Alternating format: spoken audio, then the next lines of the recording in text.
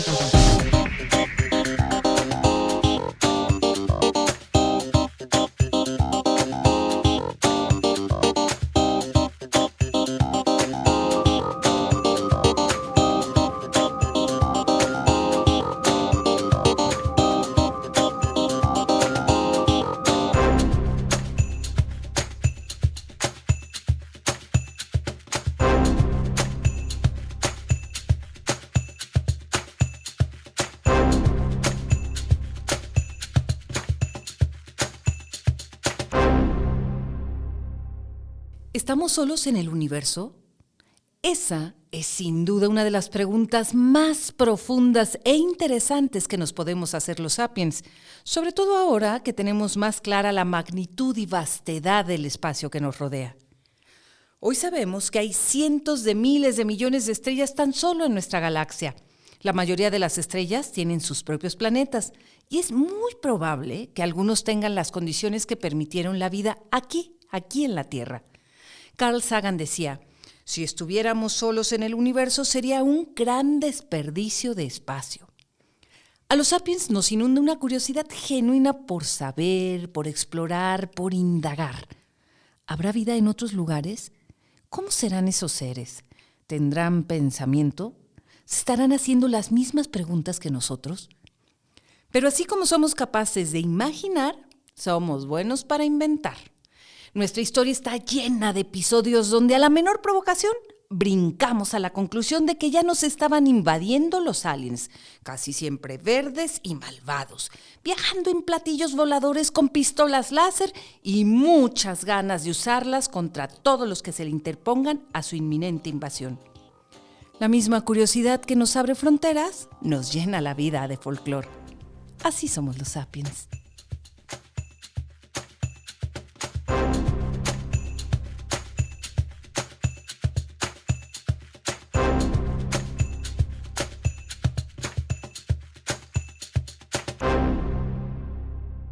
Hola y bienvenidos a Cosas de Sapiens. Yo soy Víctor González Quintanilla y conmigo Sergio Velasco. ¿Qué tal, Víctor? Un saludo, buenos días, buenas tardes, buenas noches a todos los amigos que están abordando en estos momentos la nave de Cosas de Sapiens. Vamos a hacer un viaje muy interesante hoy alrededor de uno de los temas que ha causado controversia en los últimos días en el mundo entero, sobre todo en el mundo político y en el mundo militar, en el mundo de la carrera espacial, porque bueno, pues empezaron ya por ahí a presentar, a registrarse algunos incidentes en el espacio aéreo, Víctor.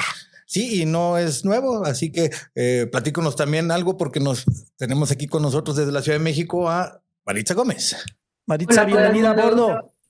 Saludos desde la Ciudad de México. Ya traes tu casco, tu tanque de oxígeno, estás preparada, tus guantes, porque vamos a entrar a un tema polémico, caliente, que es este asunto del supuesto espionaje del que están acusando algunas naciones, pero vamos a ver de esto. Pues se trata, Víctor, estamos cumpliendo casi un mes de que el pasado 4 de febrero, por ahí, un experimento, dicen algunos, otros una herramienta de espionaje aérea que fue puesta, pues no sé si se puede decir aquí en órbita por los chinos, 10 ¿cuántos kilómetros? 30 kilómetros. 10 kilómetros de altura, es la estratosfera, todavía no en órbita, pero sí muy alto y sí llegó a preocupar. Una vez más detonó incluso alarmas en el sistema de defensa norteamericano, el NORAD, y también, y esto yo creo que lo interesante, fue una vez más un inicio de una oleada de avistamientos y reportes de ovnis, de objetos voladores no identificados, porque sabemos que ese era un globo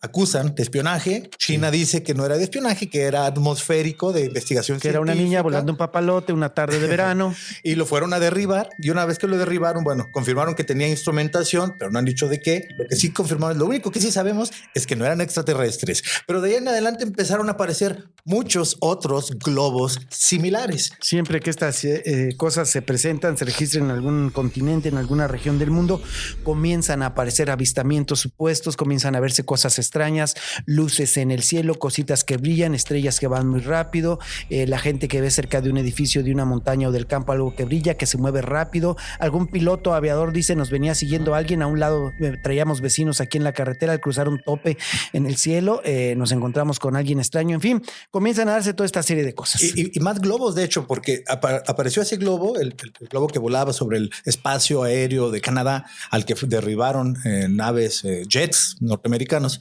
Después de ese empezaron a aparecer muchos otros. ¿Por qué? Pues simplemente porque en cualquier momento, ahora mismo hay flotando en la atmósfera miles quizá de globos. Algunos son de aficionados, algunos son de científicos, muchos son globos meteorológicos, son instrumentación fácil y económica de subir al cielo. Incluso algunos sirven de satélite, sí. Pero satélite bajo, digamos, es más barato que un satélite que está en órbita. No hay que subirlo con un cohete, nomás sueltas el globo. Entonces es un instrumento, son dispositivos que se usan en la ciencia y también de parte de los aficionados. Entonces los radares de los sistemas de alerta están ajustados para que no te esté avisando de todos los globos que pasen, porque son miles y perderían mucho el tiempo. Pero ahora que sucedió este avistamiento del globo chino, ajustaron los radares para ver más, para hacerlos más sensibles a objetos pequeños que, por cierto, pasan casi desapercibidos, son muy difíciles de detectar de parte de los radares. Pero ya que ajustaron los radares, empezaron a aparecer muchísimos. Mínimo 3 más fueron derribados. Imagínate, uno era un globo de un aficionado que cuesta $20, lo puedes comprar por Amazon. Sí, lo cargas en línea. Y lo fueron a derribar con misiles que cuestan $400,000 cada uno. El primero no le dio. Salió más caro el caldo que las albóndigas. 2 misiles, casi $1 millón derribaron un globo de $20. Para un niño que se estaba divirtiendo en el parque viendo. Pero esto nos muestra mucho, y es lo que nos gusta aquí en este podcast, es cómo somos los sapiens. Estas son las cosas que nos muestran un poco cómo inmediatamente brincamos a conclusiones, empiezan a salir nuevos reportes. Pero esto no es nuevo. Esto ha pasado muchas veces. Hay muchos incidentes en la historia. Ahí podríamos hacer una lista de todos los recientes que están registrados en los medios masivos de comunicación, pero incluso podríamos ir más atrás, ¿no, Maritza? ¿Qué dice la historia, doctora? Justo, si estamos hablando de vida extraterrestre, creo que es importante considerar que ese término, bueno, es un término que apenas se popularizó en el siglo XX, pero poniéndolo como en un contexto de pensamiento más amplio, en una historia más larga de la filosofía, de la ciencia, tendríamos que considerar esta idea que me parece muy sugerente de pluralidad de los mundos. Entonces, yéndonos muy atrás, los griegos pensaban que había esta como pluralidad de mundos, que había otros cosmos con otros planetas, otras estrellas. Y entonces, haciendo este recuento filosófico, tendríamos que considerar que la idea de que no estemos solos en el universo se enmarca en el pensamiento más grande de otros cosmos y otros universos. Acá podríamos pensar en obras, por ejemplo, de Demócrito, de Epicuro, de Lucrecio, pero también de Kepler, de Huygens, de Kant. Así que en realidad es una línea de pensamiento que va muy atrás. Ahora, las ideas que, como nosotros conocemos, que se han popularizado, realmente son apenas de finales del siglo XIX o XX y tienen que ver con el desarrollo como muy acelerado de tecnologías aeronáuticas, ¿no? Y también hay que pensar que es interesante que es un fenómeno global. Si bien surgió en Estados Unidos después de la Segunda Guerra Mundial, pronto se hizo un fenómeno global. Entonces empezaron a ver, como bien indica Alexander Geppert, un historiador del espacio exterior, empezó a ver como diferentes avistamientos en muchas partes del mundo. Entonces había en Estados Unidos flying saucers, pero había en Italia los dischi volanti, en Alemania había estos fliegende Untertassen. Entonces se expandió rápidamente a diferentes partes del mundo. Y algo que creo que vale la pena, como en esta historia del, espacio exterior y de si estamos solos en el universo o no, es pensar que justo después de la Segunda Guerra Mundial es un momento importantísimo y clave para entender el surgimiento de este pensamiento sobre los extraterrestres como contemporáneo, pues, porque acá es donde empezaron a hacerse pruebas nucleares.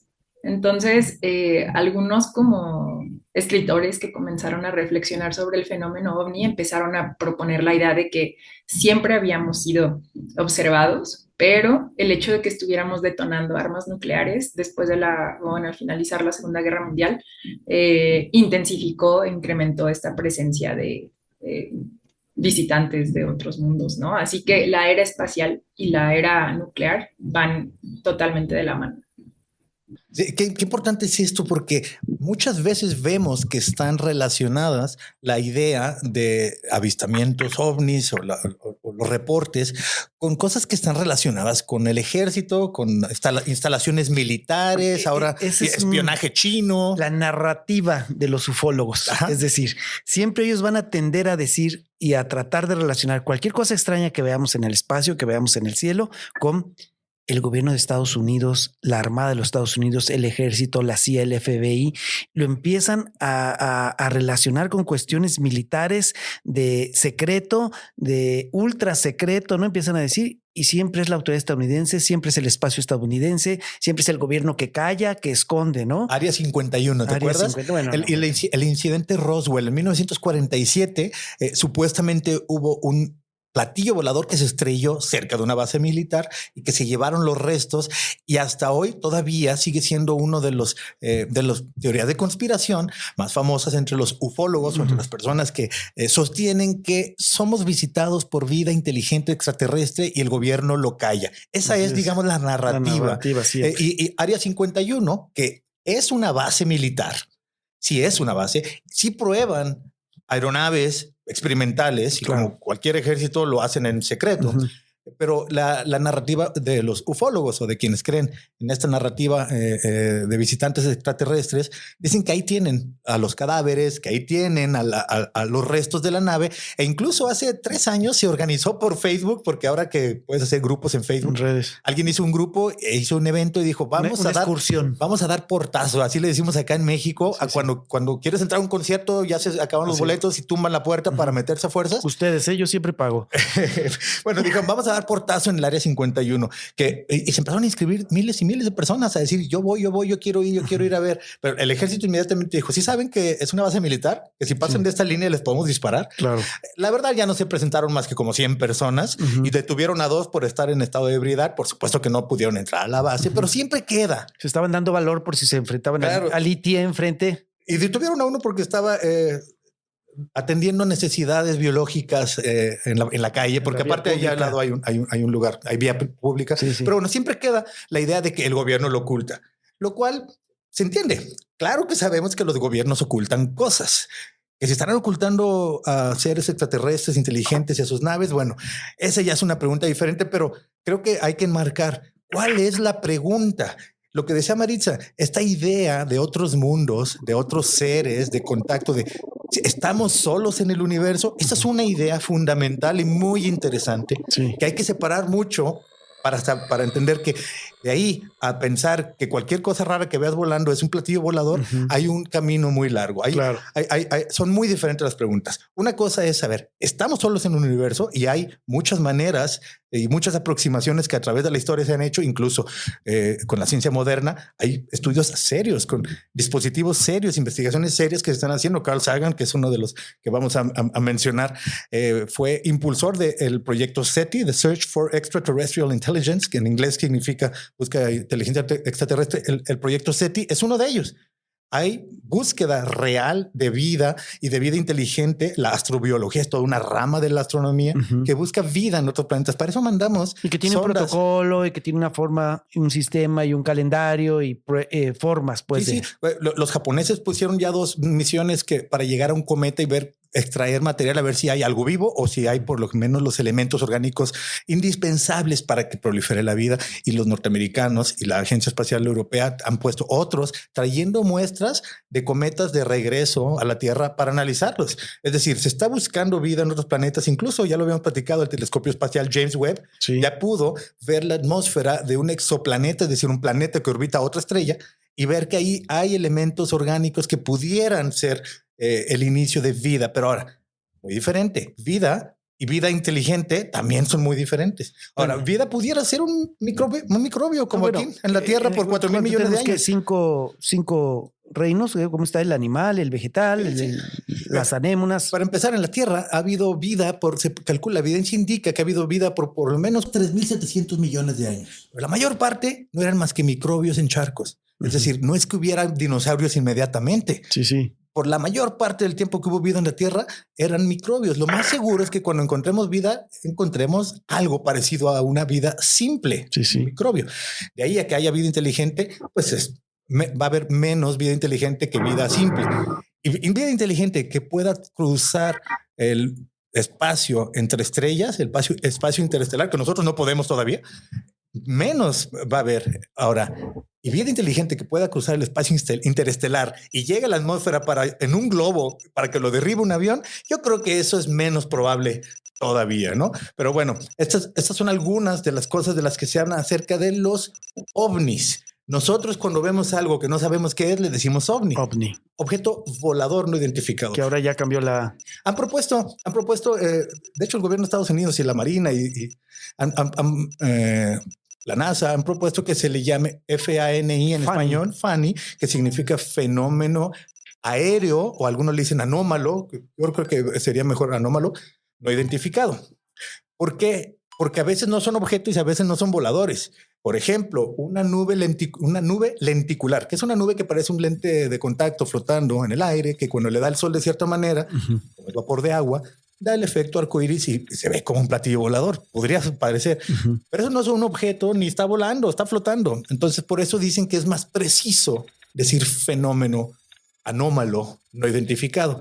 Que no lo dudo, es más preciso. Es una cosa rara que sucede pocas veces, que no siempre lo vemos, pero aunque tú crees que quede la palabra funny, la de ovni como que tiene su connotación. Bueno, pues son tantos años ya, son tantos años. Décadas de usarla. Ahorita que decía Marisa que nos hacía esta historia desde los griegos, estaba viendo yo también que es un 24 de junio de 1947 que se tiene la historia, es el primer avistamiento y a partir de ahí empezamos a utilizar eso de ovni, objeto volador no identificado. Eso es muy interesante. Ha ido, ya hablando en siglo XX y los medios masivos de comunicación, ha ido también de la mano con la cultura popular. Claro. Carl Sagan lo explica muy bien en el libro El mundo y sus demonios, que es una súper recomendación para quienes no lo hayan leído, dense la oportunidad. A mí me gusta mucho ese libro porque habla de muchas cosas, pero es uno de los tratados de escepticismo científico que introduce la noción de que antes nos imaginábamos posesiones demoníacas, pero en el siglo XX empezaron a bajar los reportes de posesiones demoníacas y empezaron a subir los reportes de abducciones o secuestros por alienígenas. ¿Por qué? Pues bueno, ya no le tenemos tanto miedo a los demonios, le tenemos más miedo ahora a los aliens. Y curiosamente son aliens como los que salen en las películas hoy o en los cómics antes. La misma forma. El cráneo alargado, ojos grandes negros, manos platillo delgadas, volador clásico. Sí. O sea, empezaron a aparecer eso. Entonces van aparejados la cultura popular y los avistamientos ovnis. Y hay que recordar algunos de los episodios que han sucedido. Y Carl Sagan y ¿cómo se llamaba? La ecuación Drake. ¿Quién es? Frank Drake. Frank Drake propusieron. Entonces dijeron, bueno, vamos viendo a ver si hay algo más en estos avistamientos. Y además, pensándolo como científico, ¿cómo podrías tú saber si hay vida en otros planetas? Porque claro que es la pregunta fundamental y es lo que queremos separar muy bien aquí. ¿Estamos solos en el universo? ¿Cómo podemos contestarla? Por ejemplo, desde la ciencia. Francis Drake y Carl Sagan propusieron estimar el número de civilizaciones extraterrestres en nuestra galaxia con las que podríamos potencialmente comunicarnos. Eso Frank Drake así lo definió como la ecuación Drake, una ecuación que tiene en cuenta factores como cuántas estrellas hay, cada cuánto se forman, En esos tiempos que fueron en los 60, estadística y no se tiempo. sabía todavía tanto como hoy, pero hoy sabemos. De hecho, este año hemos aprendido cosas que no teníamos los datos antes. Pero, por ejemplo, sabemos que hay más de 100,000 millones de estrellas en nuestra galaxia. Nada más. No más en esta. Y hay 100,000 millones de galaxias como la nuestra. Y cada una de esas estrellas, hoy sabemos que es la constante que tiene por lo menos un planeta, pero parece ser que todas van a tener muchos. Incluso algunas estrellas como el sistema TRAPPIST, se llama sistema TRAPPIST porque es una estrella que así se llama TRAPPIST, pero tiene 4 planetas en la zona habitable. O sea, el sistema solar, nuestro Sol, tiene un planeta en la zona habitable, que somos nosotros, la Tierra. Pero Marte está muy lejos y Venus está muy cerca. Hay que ponerle un letrerito al planeta que diga ocupado. Entonces, imagínate qué cantidad de probabilidades hay de que haya vida en otros planetas. Enorme, ¿no? La ecuación Drake se ha ido ajustando conforme han avanzado los años y ha salido nueva información y cada vez tenemos más idea de cuántos lugares puede haber vida. Pero ahora, de eso, aquí ya nos vino a visitar, hay un camino muy largo. También está esto de la paradoja Fermi. Que la paradoja Fermi es ¿por qué si hay tantas probabilidades no los hemos visto? ¿Dónde están? Esto es a lo que quiero. ¿Y cuántos años de la Tierra? La Tierra tiene 4,000. El último cumpleaños de la Tierra fue 4,500. ¿Qué? ¿Cuántos años cumplió? Tiene arriba casi 5,000 millones. Bueno, 5,000 de velitas. Y necesita usted 5,000 velitas en un pastel. Es el último cumpleaños de la Tierra. Y el Sapiens sobre esta 200. No, llevamos 300,000 años. 300,000 un años. respiro, un parpadeo al final de bueno, eso. Y luego todo lo que nos platicó de los griegos y todo lo que nos platicaron de los egipcios y todo lo que nos han platicado las culturas milenarias que a lo largo de la historia han estudiado todo lo que ven en el cielo. Pero hasta ahorita, el día de hoy, 2023, no tenemos sobre la mesa una prueba fehaciente. Hasta el momento, ¿no? En términos así científicos, una evidencia incontrovertible no existe. Y no es que no la estemos buscando.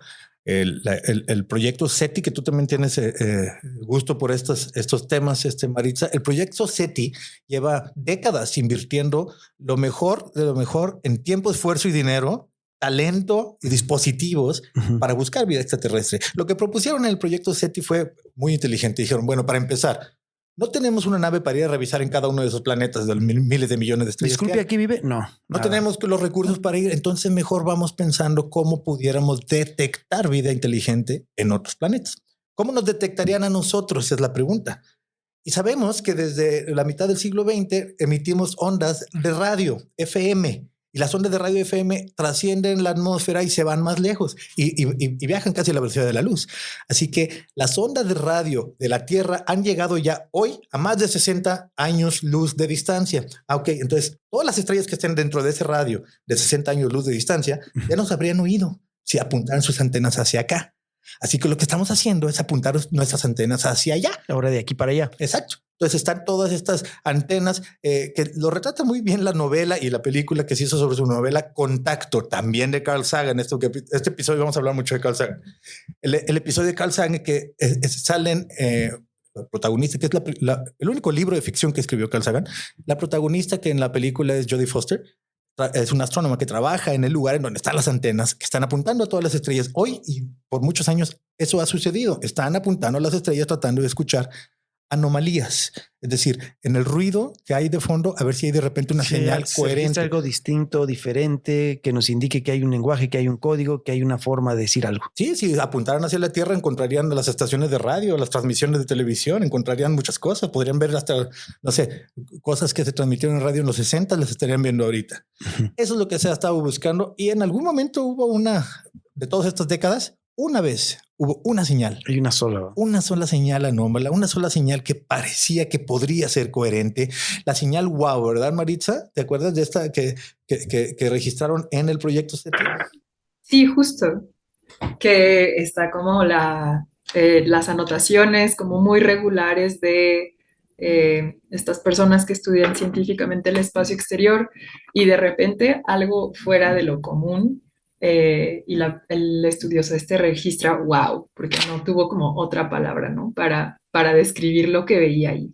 Sí, en su libreta, wow. Y muchas veces dicen, el término correcto cuando en la ciencia se descubre algo es, oh, eso está raro, o wow, en este caso, una especie de eureka. Sí, Le sí. pusieron wow porque había una señal anómala. Regresaron las antenas al lugar a donde estaba apuntando en ese instante la antena y donde se vio esa señal y ya no encontraron nada. Es decir, hubo un momento en el que aparecía como que una señal coherente que también hay que ver, que tienen que descartar. Muchas veces incluso es una paloma que se paró en la paloma, en la antena. Claro. Tienen que descartar que no haya sido ruido de la interferencia o lo que sea, ¿no?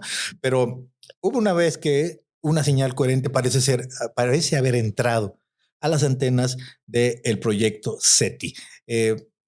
¿Encontraremos más? Pues ahora con el supercómputo y con mejores dispositivos vamos a poder rastrear, porque no todo el tiempo podemos oír hacia todos lados.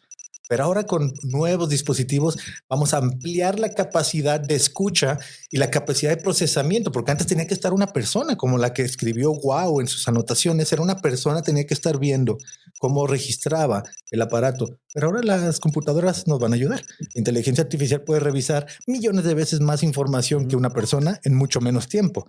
Entonces, vamos a escudriñar mejor el cielo, vamos a buscar mejor señales coherentes, vamos a tener más idea. Seguramente estaremos siempre vigilando con radares y con vuelos la estratosfera. Con grabaciones de video, con grabaciones de audio permanentes.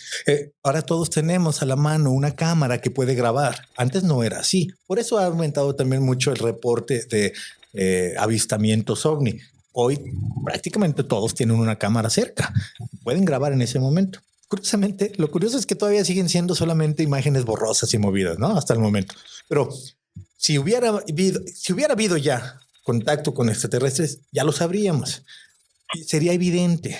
Carl Sagan decía, no te va a quedar duda cuando suceda. Es decir, no es que se van a esconder, porque muchas veces la narrativa ufóloga dice, es que se están escondiendo, es que no te quieren liberar toda la información, y de ahí hay miles de películas. Ya están entre nosotros y están disfrazados como humanos. Una revisión de películas, Men in Black, los hombres de negro, que el gobierno oculta, pero ya tienen relación con los extraterrestres y todo eso. Encuentros cercanos del tercer tipo también, ¿no? ¿También?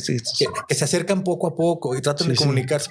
Es fascinante. Acá Hay un tengo- grupo de ciudadanos rebeldes, ¿no? Que no cree que en el gobierno, en el Estado, en las cosas que están haciendo, pero empiezan a vivir en carne propia una serie de experiencias, como es la abducción, dices tú, del niño esto y de varios que los van soltando después, como el gobierno hace todo un cerco, un alambrado, un ejército. Lo vimos también en E.T. un poco de manera fantasiosa, ¿no? Y como el a ver, Estado... Maritza tiene algunas también. ¿Cuáles tienes ahí, Sí, Maritza? justo. Ya sé que están muy gringófilos, pero tengo que recordarles que hay películas mexicanas como El Santo contra la invasión de los marcianos, Blue Demon también se enfrenta a marcianos, entonces eso es Estás algo que a olvidando mí me uno de los parece. grandísimos clásicos, Clavillazo. A ver, También contra los Clavillazo aliens. también. ¿verdad? Hay una película de voladores. Clavillazo donde tremendamente Chabelo. Chabelo se enfrentan a los extraterrestres y olvídate, no pude dormir yo esa noche que la vi. Ahí está una película también de un comediante que ahora se me escapa el nombre, pero que los extraterrestres llegan y lo hacen un super jugador de fútbol que juega. Debe ser esa, en la debe ser selección esa. latinoamericana. Que son De clavillazos y Clavillazo, resortes. sí, ¿no? Es esa misma. Sí. Sí, pero lo que me parece acá interesante es, bueno, hace un momento estábamos hablando de SETI, de Search for Extraterrestrial Life, y de como conjeturas informadas con estadística y con observación, ¿no? Que me parece genial.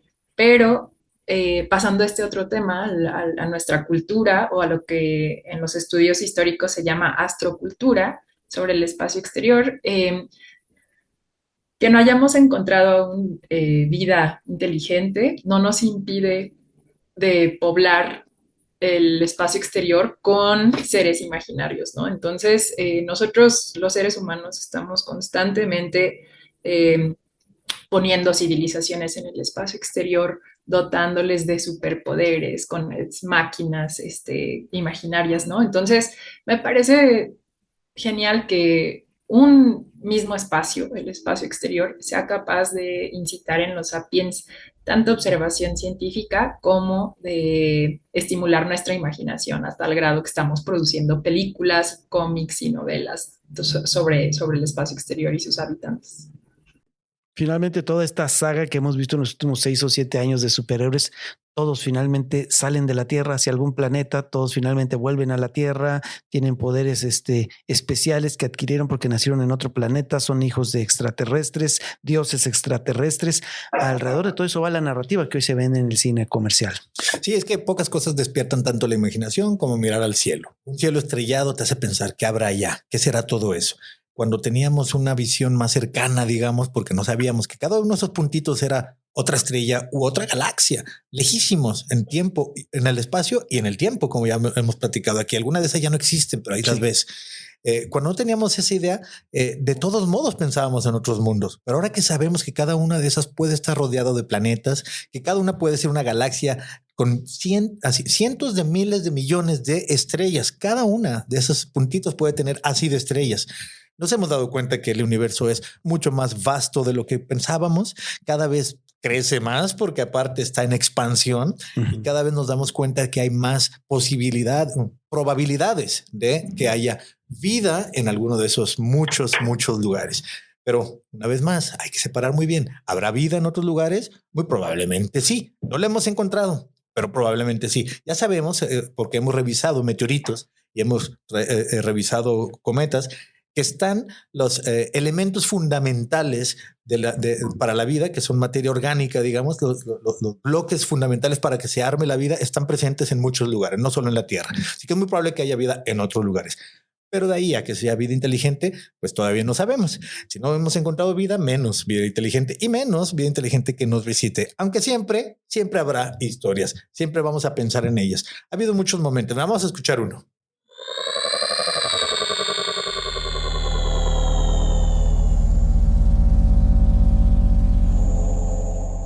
El 30 de octubre de 1938, Orson Welles dio a conocer una dramatización de la novela homónima de H.G. Wells, La Guerra de los Mundos, en una transmisión radiofónica en vivo a nivel nacional en Estados Unidos, con el estilo de una transmisión de noticias que narraba la invasión de la Tierra por parte de los marcianos, creando una sensación de realismo en los oyentes.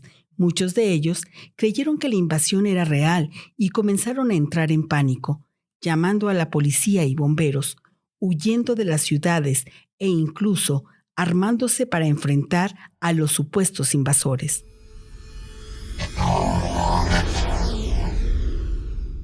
La transmisión provocó una enorme controversia y debate sobre la responsabilidad de los medios de comunicación en la sociedad. Y, aunque solo fue una obra de ficción, demostró el poder de los medios de comunicación y la capacidad de la radio para influir en la percepción de la realidad de las personas.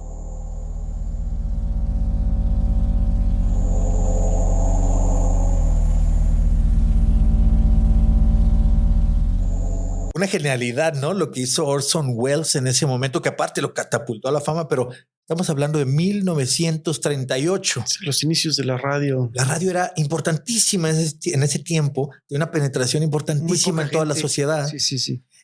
La gente conseguía sus noticias en la radio, así que aprovechó las características del medio para llegar más lejos. A la mitad de la transmisión, todo el mundo estaba enterándose de lo que estaba pasando, ¿no? Y sí provocó nerviosismo, provocó alteración. Mucha gente no entendía si era verdad o no. Recomiendo mucho que si no has escuchado nunca esa narración, la escuches. Al principio dicen, esta es una adaptación radiofónica libre de parte de The Mercury Theatre, que era el director de una compañía de teatro, y es una adaptación. Y luego ya empieza, pero al principio lo dice, creo que al principio, en medio y al final lo menciona. Transparencia, decir, esto es una adaptación, pero luego lo suelta y con un estilo que parecía un noticiero. Sí. Le da todo el formato. El inicio de las fake news, ahorita podríamos decir. Sí. Pero esto fue a un nivel magistral, a un nivel de estado del arte, digamos, de la transmisión radiofónica, porque le dijo a sus actores, quiero que lo narres con la emoción, como aquel periodista que estaba narrando cuando se cayó el dirigible el Hindenburg, que ardió en llamas y cayó, y que primero estaba narrando una gran proeza de la ingeniería humana y está ardiendo y se está cayendo y la gente se muere. Sí. Bueno, así le pidió a los actores que lo narraran, así le imprimieron esa fuerza y bueno, eso trascendió mucho y después Orson Welles de ahí se lo invitaron a hacer una película, hizo Ciudadano Kane, que ya lo platicamos después. Y la radio agarró un aire también, mucha gente todavía está muy pegada a los periódicos, la televisión no tenía lo que es ahora. Y la gente empezaron a venderse muchos equipos de radiofonía, empezaron a abrirse muchas estaciones de radio a partir de eso, porque ¿qué pasó? Este fenómeno cundió por todo el mundo y levantó a la industria radiofónica en todo el mundo. Fíjate nada más cuánto puede influir un episodio, un fenómeno, un momento en el cual a todos, en el colectivo, en el imaginario colectivo, entró esta idea de una manera en la que de ahí en adelante empezaron a haber muchos platillos voladores en los cómics, más adelante en las películas. Y ahora, ¿cuál es el símil? ¿Qué es lo que está sucediendo en estos tiempos? ¿Cuáles son los medios? ¿Cuáles son los actores? ¿Cuáles son las historias? Pues hay muchos. Internet, por ejemplo, ahora tiene sus propias características y pulula la información. Hay mucha información. Por ejemplo, está lleno de videos de youtubers diciendo que... De gente que te quiere invitar a hacer algo, convencer de hacer algo, emocionarte para que tú tomes una decisión sobre algo. Y bueno, todas las cosas que hacen frente a las cámaras. La invasión alien y las diferentes manifestaciones a través de los medios y a través de las narrativas, de las historias, de los cuentos que nos contamos, es una buena muestra de cómo somos los sapiens, de cómo la cultura popular se impregna al imaginario colectivo y preguntas serias pueden ser contestadas de manera ligera, por decirlo menos, pero también se busca de otras maneras. Yo creo que la pregunta profunda sigue estando en el aire. Quizás es una pregunta que duremos mucho tiempo sin contestarla. La paradoja de Fermi que decíamos de por qué no los hemos encontrado nos invita a reflexionar de que a pesar de que haya tantas estrellas, con tantos planetas posibles, con tantas probabilidades de que haya vida, muchas de esas probabilidades se reducen a que el planeta no está en una posición en la cual pudiera organizarse la materia de manera compleja, lo que llamamos vida, porque hace demasiado frío, demasiado calor para empezar, o porque la radiación es tan intensa que nada puede organizarse ahí, o que cuando haya vida sea muy simple, o que si es vida compleja no llega a ser inteligente, o que si llega a ser inteligente, y esta es otra idea del gran filtro, ya una vez que es inteligente también pasa que se puede autodestruir y nosotros estamos en el punto tal de ojalá que no nos pase como civilización, que nos pongamos el tope nosotros mismos, como por ejemplo, ya lo decíamos, la guerra nuclear que ha sido siempre uno de los máximos riesgos. Y hoy, una vez más, vuelve a ser relevante ese riesgo. Pero también puede ser que una civilización ya existió y ya dejó de existir en el tiempo y que nunca nos conocimos. También puede ser que el espacio entre uno y otra civilización sea tanto que no llegaremos nunca a contactarnos. Porque nosotros no podemos llegar a cualquier estrella. Hoy no podemos llegar a ninguna otra estrella. Hoy no tenemos la capacidad de llegar ni siquiera a otro planeta todavía. Bueno, yo es que no alcanzo a llegar a mi pueblo, imagínate. Entonces, imagínate nada más. Entonces, probablemente esta pregunta se quede sin respuesta para todas nuestras vidas. Y esa es una de las paradojas que todos quisiéramos y siempre hemos querido en la historia, vivir un tiempo en el que suceda algo extraordinario. ¿Les parece poco la pandemia? ¿Les parece poco lo que acaba de suceder? Y suceden cosas extraordinarias en nuestra vida, pero algo más, que sea cuando lleguen los aliens, que sea cuando hagamos contacto extraterrestre, que sea cuando lleguemos a otros planetas. ¿Has oído esa frase que dice nacimos muy tarde para descubrir el mundo y muy temprano para conquistar otros planetas? No, es la primera vez.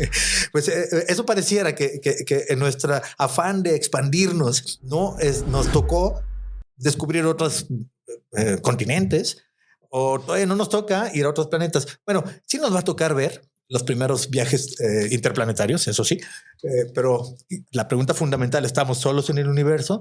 No estamos tan seguros si la vayamos a contestar, pero sin duda la estamos tratando de contestar.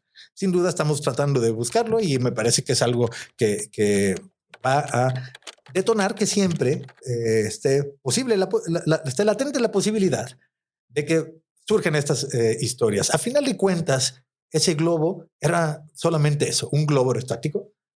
El de los chinos a lo mejor sí tenía instrumentación de espionaje, no lo sabemos, pero los demás eran globos de hasta aficionados. Ya lo dijimos, unos globos que puedes comprar por internet. Pero la pregunta fundamental, ¿estamos solos en el universo? Siempre estará ahí en el aire. y es suficiente como para detonar muchas maneras de responderla. Cualquier cosa que veamos anómala, probablemente flotando en la atmósfera, vamos a pensar que, si es no identificado, vamos a pensar que es algo, algunos pensarán una invasión extraterrestre, algunos pensarán, bueno, a lo mejor tiene una explicación. El escepticismo científico busca ponerlo en duda hasta encontrar evidencia.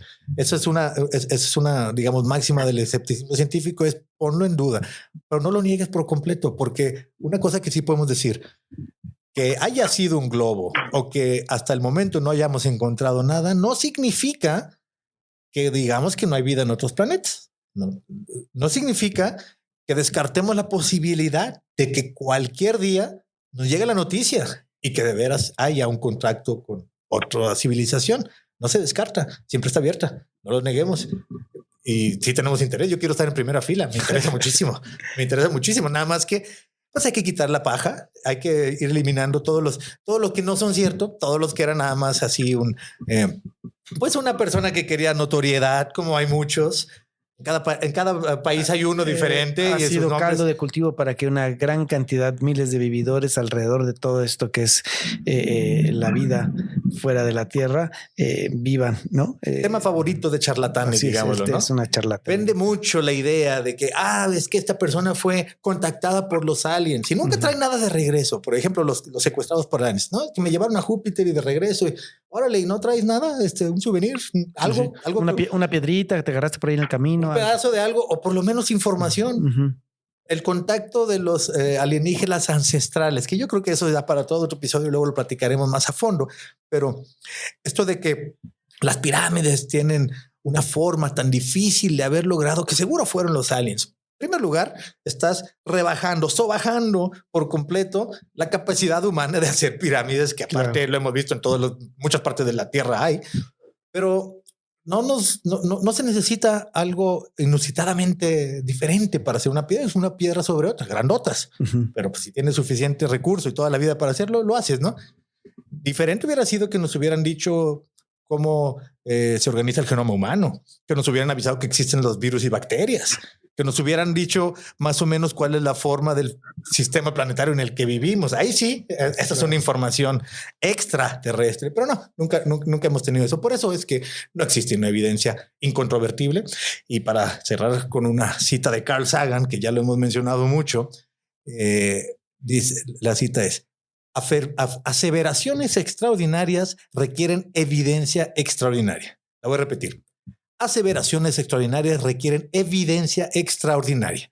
Si estás diciendo que está pasando algo extraordinario, necesitas comprobarlo de una manera con una evidencia extraordinaria. Así de fácil. Por ejemplo, la primera vez que dijeron, la mayoría de las enfermedades que nos matan están causadas por unos pequeños monstruos invisibles que están en todas partes al mismo tiempo. Es una aseveración extraordinaria. Pues la evidencia extraordinaria es asómate por el microscopio y verás. Y ahí estaba la evidencia extraordinaria. Yo creo que eso es lo que necesitamos. Una evidencia extraordinaria, una evidencia incontrovertible. No ha sucedido. Que haya algunas cosas en la historia, en algunos dibujos antiguos. Todo eso es muy interesante. Suma el folclore humano, pero no hay una evidencia extraordinaria todavía. La seguiremos buscando, sin duda, ¿no? Muy bien, pues hasta aquí le dejamos el día de hoy, ¿no, Víctor? Hasta aquí le dejamos algo que agregar, Marita. Sí, yo creo que es chido que estemos volteando hacia el espacio exterior. Creo que es una actividad que nos ha caracterizado a lo largo de los siglos a los sapiens. Pero creo que también nos dice muchas cosas sobre nosotros. Entonces, para finalizar, a mí me gustaría decir como preguntar qué nos dice nuestro pensamiento sobre la vida extraterrestre, sobre nosotros mismos, y pienso que nos hace ver que somos como sospechosos, desconfiados, somos escépticos, somos críticos, pero también creo que somos curiosos y creativos, ¿no? Porque tenemos por un lado SETI, que implica mucho rigor científico, pero también tenemos todas las otras imágenes e ideas y pobladores con quien estamos llenando al espacio exterior, ¿no? Y creo que todo esto viene a que tenemos esperanza de encontrarle sentido al vacío como eterno y negro que nos rodea, ¿no? suena como muy intenso, pero en realidad creo que por ahí va, encontrarle sentido y entender por qué estamos en esta condición. Así que este tema me parece fascinante, celebro mucho que lo hayamos discutido acá. Sí, yo creo que le queda mucho tela de donde cortar a todo esto y pones ahí una palabra importantísima. Es que es la curiosidad. Yo creo que a todos, tanto a los que caen en la narrativa ufóloga como a los científicos que buscan a través de las instrumentaciones y los métodos y conceptos más refinados, y a todos los que nos interesa pensar qué habrá cuando vemos el cielo, nos empuja lo mismo. Somos sapiens, somos curiosos. La curiosidad es algo que nos mueve. La curiosidad y la inventiva son cosas de sapiens. Y sin duda seguiremos buscando porque queremos saber y nunca hemos dicho que descartamos que a lo mejor cualquier día lo podamos encontrar. Bueno, hasta ahí le cerramos hoy, Sergio. Hasta aquí llegamos. Gracias por habernos acompañado en este viaje. Esperamos haya sido de su agrado y esté pendiente. Muy pronto tendremos algo muy interesante para usted. Muchas gracias, Maritza. Saludos, gracias. Muchas gracias a ti que nos escuchas, que nos ves a través de las redes sociales. Puedes estar en contacto con nosotros. Aparecemos como Cosas de Sapiens. Estamos en todas las plataformas de podcast y en YouTube. Si te gusta lo que hacemos, suscríbete y comparte. Y si no, bienvenido al debate.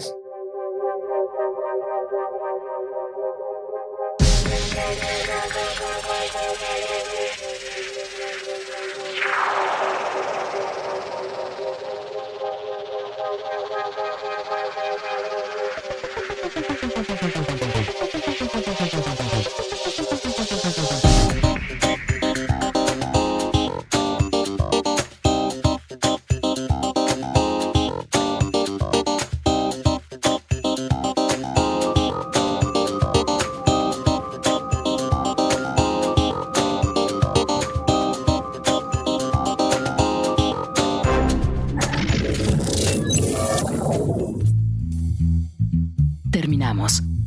Te esperamos en el próximo viaje. Cosas de Sapiens es producido por el Centro Universitario de los Altos de la Universidad de Guadalajara.